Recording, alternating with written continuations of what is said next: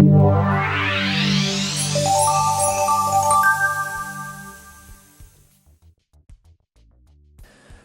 this is your real estate sales professional, Ben Peroisich, and welcome to your Real Estate Market Minute.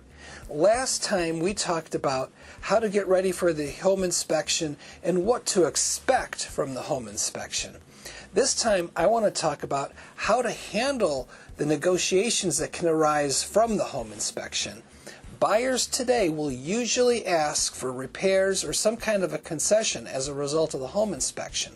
So how we handle that is very important to how your transaction ultimately turns out. There's really three ways to do it. The first way is simply telling the buyer, no, you know what, we're not going to do any of these repairs. You're on your own, take a hike, we're not doing them. And I don't really like to use that approach. You risk losing the buyer, but it is the appropriate response in a few select cases. You have to have a house that is in really great shape and in really high demand with lots of activity so that we can be reasonably sure we're going to get another buyer. The other thing is the current buyer has to be really unreasonable. Their list of repairs has to be long, and the dollar value of them has to be pretty high relative to the price of the house. In a case like that, it's not inappropriate to tell the buyer, we're not going to do anything. And it's a big slap in the face, and sometimes it brings them to the table, and it makes them really get rid of a lot of their demands and kind of sets up the negotiation to go smoothly from there. The next way to handle it is by doing some of the reasonable repair requests. Now, how do we decide what's reasonable? For me, it's very important to ask the question, would another buyer ask for the same thing? And if you can be honest with yourself and say, yes, another buyer probably would ask for this, then I think we should probably go ahead and make that repair. Because somebody else, if we lose this buyer, is going to really want to do the same thing.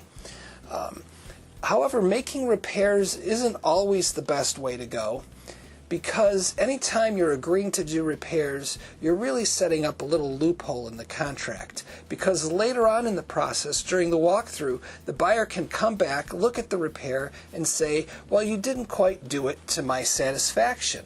And now there's another renegotiation or another problem very late in the transaction.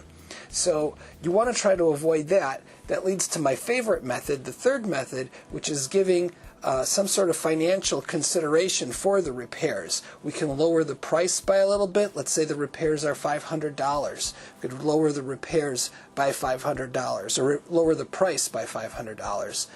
And or increase the amount of their closing cost credit by $500 to cover it that way. It's a much cleaner way to do it, a much safer way. But it's not always possible to do it that way, so then we get stuck doing the repairs. And when that is a necessity, it's very important that we write up that repair addendum in a very detailed, a very concise way to try to avoid the problem later on of the buyer coming back and arguing and saying that the repair wasn't done properly. And that's the way we handle the inspection repair negotiations. And that's your Real Estate Market in a Minute. Hope you enjoyed it. If you did, remember to like, share, and subscribe. Thanks for watching. This is Ben Peroisich with RE/MAX Beyond 2000, and I'll see you soon.